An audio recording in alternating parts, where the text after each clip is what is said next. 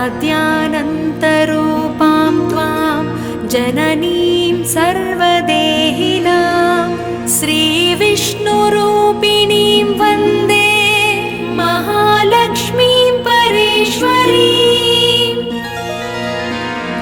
नामजात्यादिरूपेण स्थितां त्वां परमेश्वरीं श्रीविष्णुरूपिणीं वन्दे महालक्ष्मीं परेश्वरीं। व्यक्ताव्यक्तस्वरूपेण कृत्स्नं व्याव्यन्यवस्थितं श्रीविष्णुरूपिणीं वन्दे महालक्ष्मीं परेश्वरीं।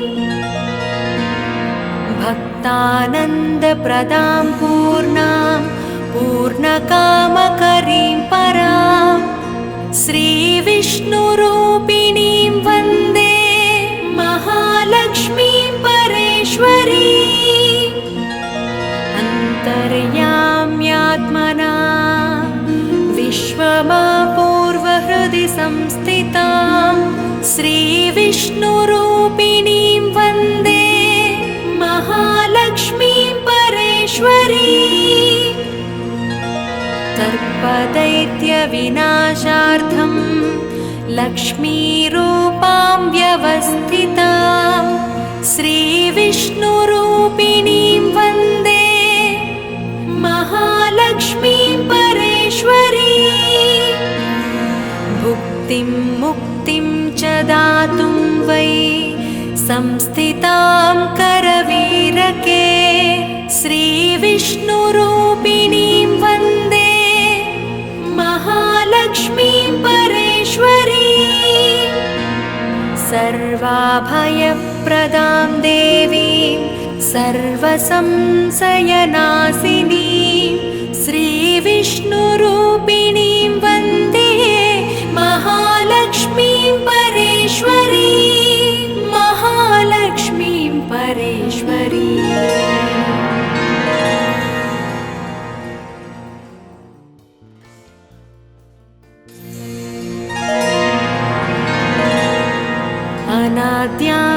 अनाद्यानन्तरूपां त्वां जननीं सर्वदेहिनां श्रीविष्णुरूपिणीं वन्दे महालक्ष्मीं परेश्वरीं।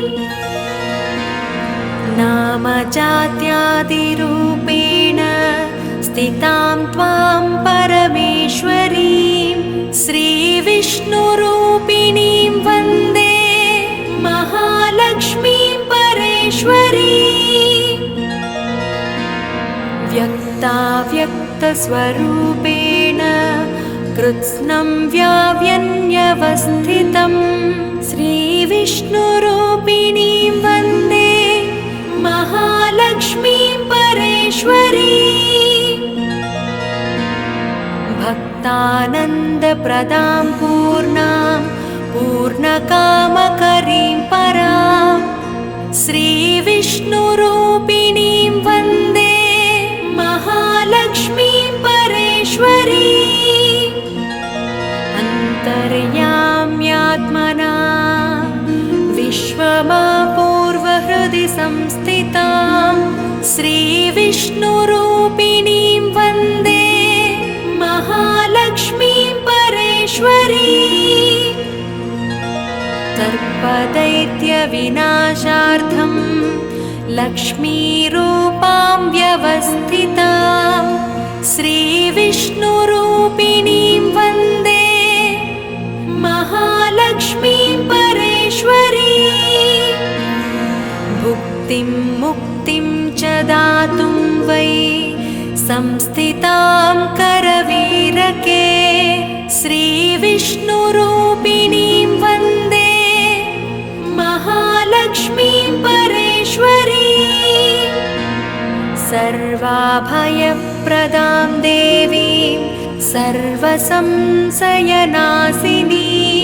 श्रीविष्णुरूपिणीं वन्दे महालक्ष्मीं परेश्वरीं। महालक्ष्मीं परेश्वरीं।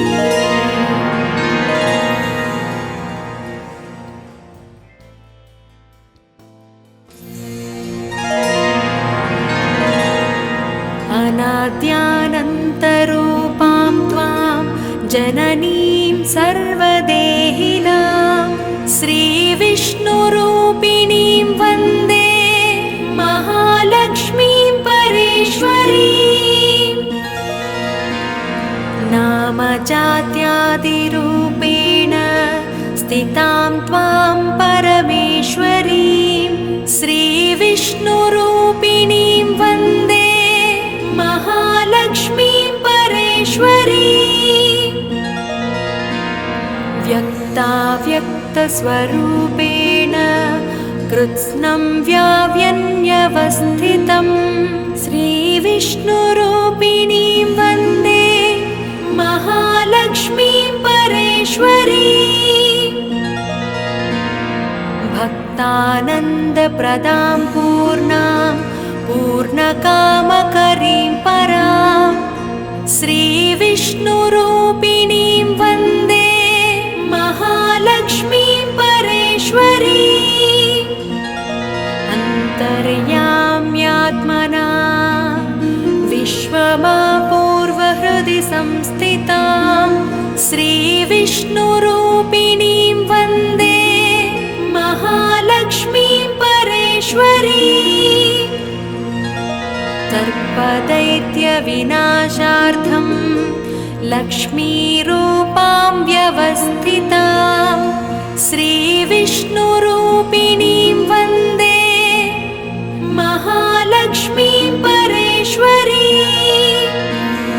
भुक्तिं मुक्तिं च दातुं वै संस्थितां करवीरके श्रीविष्णुरूपिणीं वन्दे महालक्ष्मीं परेश्वरीम्।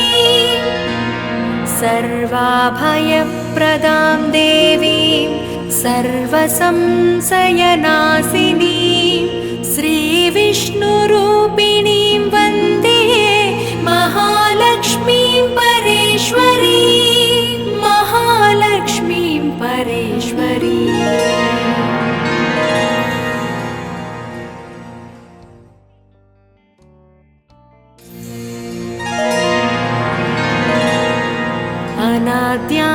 अनाद्यानन्तरूपां त्वां जननीं सर्वदेहिनां श्रीविष्णुरूपिणीं वन्दे महालक्ष्मीं परेश्वरीम्। नामजात्यादिरूपेण स्थितां त्वां परमेश्वरीं श्रीविष्णुरूपिणीं वन्दे महालक्ष्मीं परेश्वरीम्।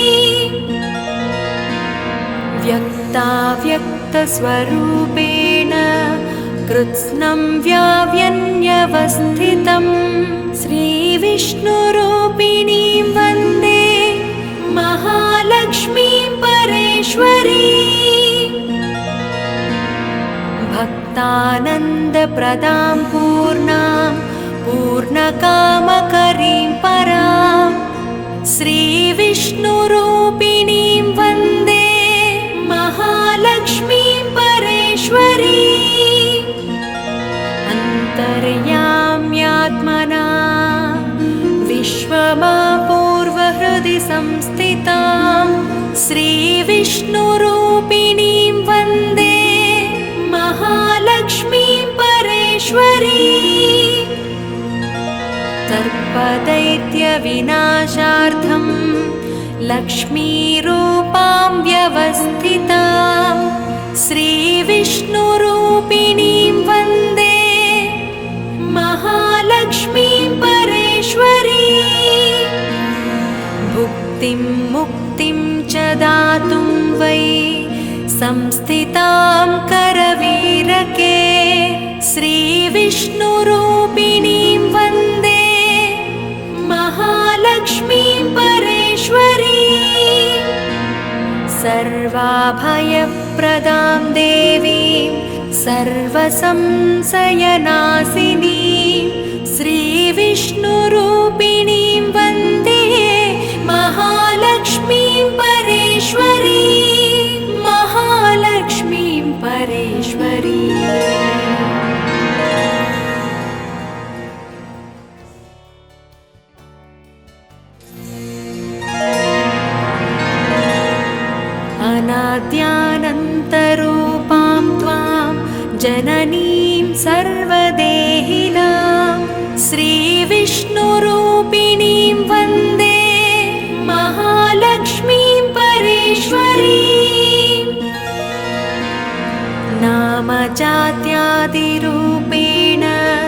स्थितां त्वां परमेश्वरीं श्रीविष्णुरूपिणीं वन्दे महालक्ष्मीं परेश्वरीं व्यक्ताव्यक्तस्वरूपेण कृत्स्नं व्याव्यन्यवस्थितं श्रीविष्णुरूपिणीं वन्दे महालक्ष्मीं परेश्वरीं भक्तानन्दप्रदां पूर्णां पूर्णकामकरीं परां श्रीविष्णुरूपिणीं वन्दे महालक्ष्मीं परेश्वरीं अन्तर्याम्यात्मना विश्वमापूर्वहृदि संस्थितां श्रीविष्णुरूपिणीं वन्दे महालक्ष्मीं परेश्वरीं सर्पदैत्यविनाशार्थं लक्ष्मीरूपां व्यवस्थितां श्रीविष्णुरूपिणीं वन्दे महालक्ष्मीं परेश्वरीं भुक्तिं मुक्तिं च दातुं वै संस्थितां करवीरके श्रीविष्णुरूपिणीं वन्दे महालक्ष्मीं परेश्वरीं सर्वाभयप्रदां देवीं सर्वसंशयनाशिनीं श्रीविष्णुरूपिणीं वन्दे महालक्ष्मीं परेश्वरीं महालक्ष्मीं परेश्वरीं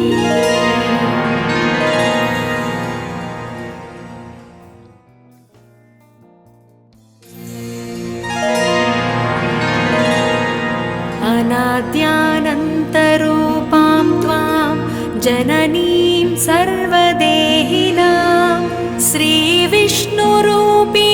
वन्दे महालक्ष्मीं परेश्वरीं नामजात्यादिरूपेण स्थितां त्वां परमेश्वरीं श्रीविष्णुरूपिणीं वन्दे महालक्ष्मीं परेश्वरीं व्यक्ताव्यक्तस्वरूपेण कृत्स्नं व्याव्यन्यवस्थितं श्रीविष्णुरूपिणीं वन्दे महालक्ष्मीं परेश्वरीं भक्तानन्दप्रदां पूर्णां पूर्णकामकरीं परां श्रीविष्णुरूपिणीं वन्दे महालक्ष्मीं परेश्वरीं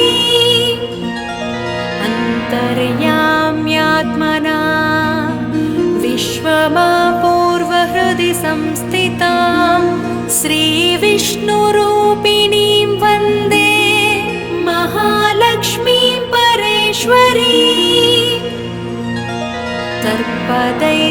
सर्पदैत्यविनाशार्थं लक्ष्मीरूपां व्यवस्थितां श्रीविष्णुरूपिणीं वन्दे महालक्ष्मीं परेश्वरीं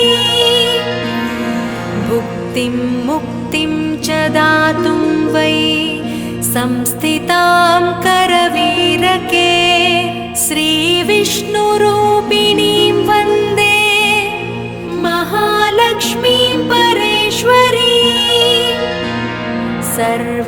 सर्वाभयप्रदां देवीं सर्वसंशयनाशिनीं श्रीविष्णुरूपिणीं वन्दे महालक्ष्मीं परेश्वरीं महालक्ष्मीं परेश्वरीं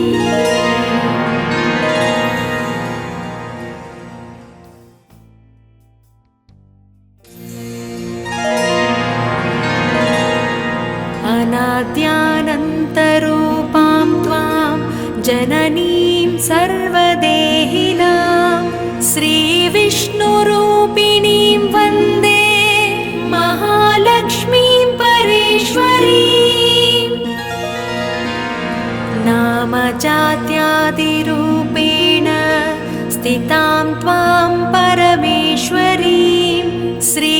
श्रीविष्णुरूपिणीं वन्दे महालक्ष्मीं परेश्वरीं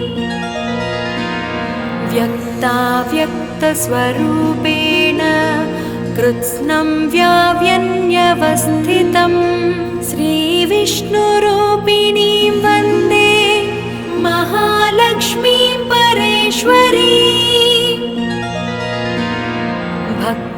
भक्तानन्दप्रदां पूर्णां पूर्णकामकरीं परां श्रीविष्णुरूपिणीं वन्दे महालक्ष्मीं परेश्वरीं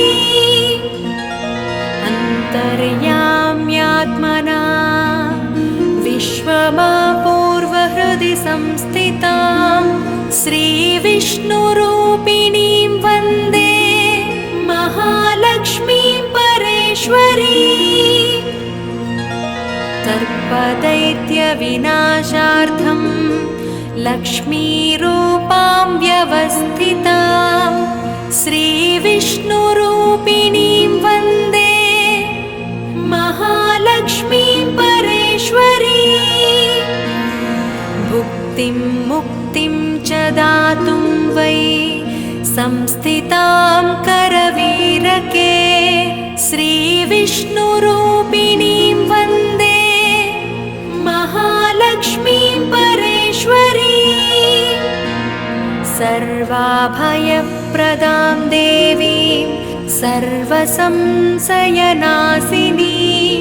श्रीविष्णुरूपिणीं वन्दे महालक्ष्मीं परेश्वरीं महालक्ष्मीं परेश्वरीं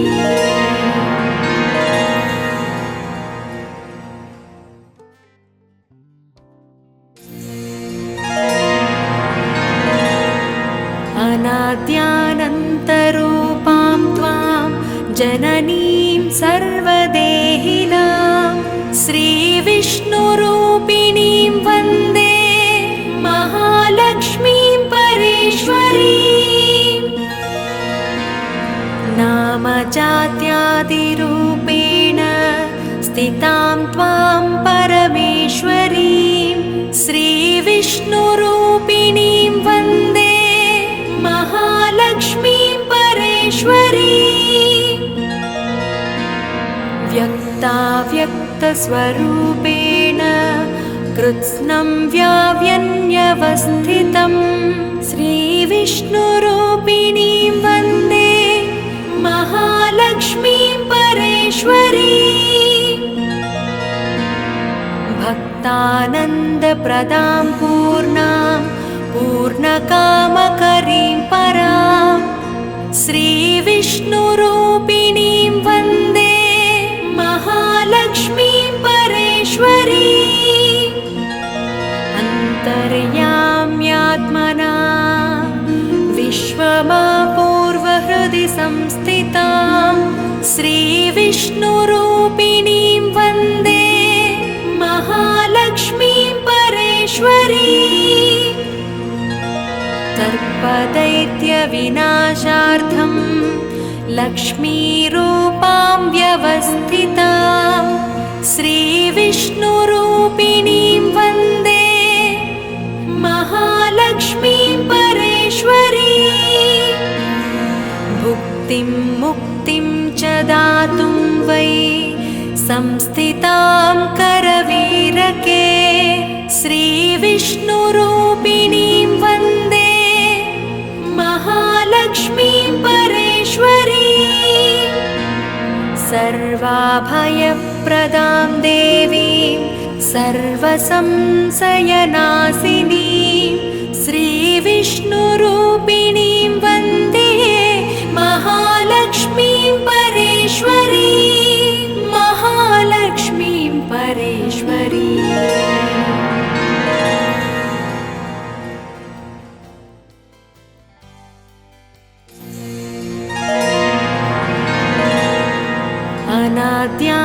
अनाद्यानन्तरूपां त्वां जननीं सर्वदेहिनां श्रीविष्णुरूपिणीं वन्दे महालक्ष्मीं परेश्वरीं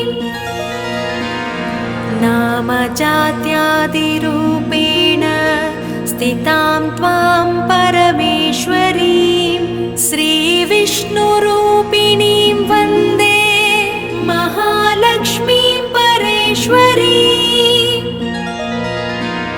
व्यक्ताव्यक्तस्वरूपेण कृत्स्नं व्याव्यन्यवस्थितं श्रीविष्णुरूपिणीं वन्दे महालक्ष्मीं परेश्वरीं भक्तानन्दप्रदां पूर्णां पूर्णकामकरीं परां श्रीविष्णुरूपिणीं वन्दे महालक्ष्मीं परेश्वरीं अन्तर्याम्यात्मना विश्वमापूर्वहृदि संस्थितां श्रीविष्णुरूपिणीं वन्दे महालक्ष्मीं परेश्वरीं सर्पदैत्यविनाशार्थं लक्ष्मीरूपां व्यवस्थितां श्रीविष्णुरूपिणीं वन्दे महालक्ष्मीं परेश्वरीं भुक्तिं मुक्तिं च दातुं वै संस्थितां करवीरके श्रीविष्णुरूपिणीं वन्दे महालक्ष्मीं परेश्वरीं सर्वाभयप्रदां देवीं सर्वसंशयनाशिनीं श्रीविष्णुरूपिणीं वन्दे महालक्ष्मीं परेश्वरीं महालक्ष्मीं परेश्वरीं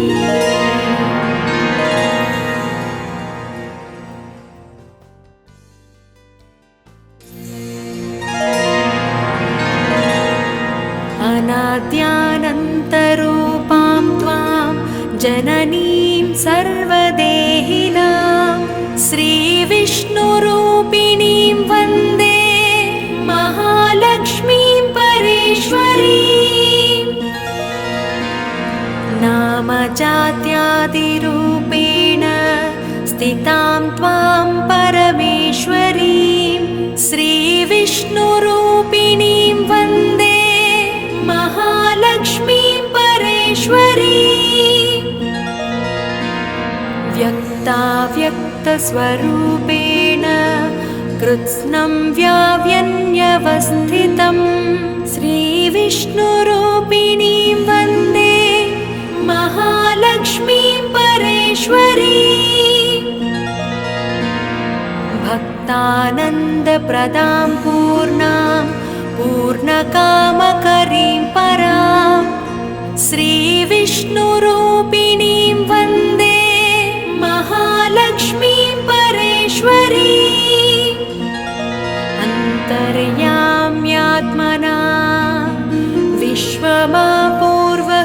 संस्थितां श्रीविष्णुरूपिणीं वन्दे महालक्ष्मीं परेश्वरीं सर्पदैत्यविनाशार्थं लक्ष्मीरूपां व्यवस्थितां श्रीविष्णुरूपिणीं वन्दे महालक्ष्मीं परेश्वरीं भुक्तिं मुक्तिं च दातुं वै संस्थितां करवीरके श्रीविष्णुरूपिणीं वन्दे महालक्ष्मीं परेश्वरीं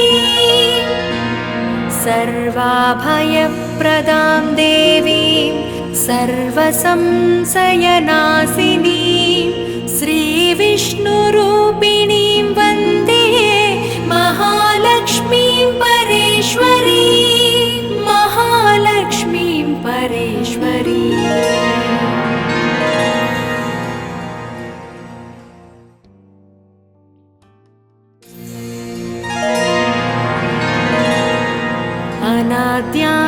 अनाद्यानन्तरूपां त्वां जननीं सर्वदेहिनां श्रीविष्णुरूपिणीं वन्दे महालक्ष्मीं परेश्वरीं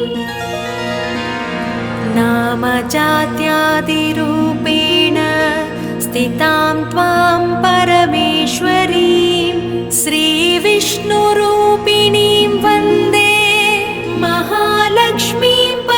परेश्वरी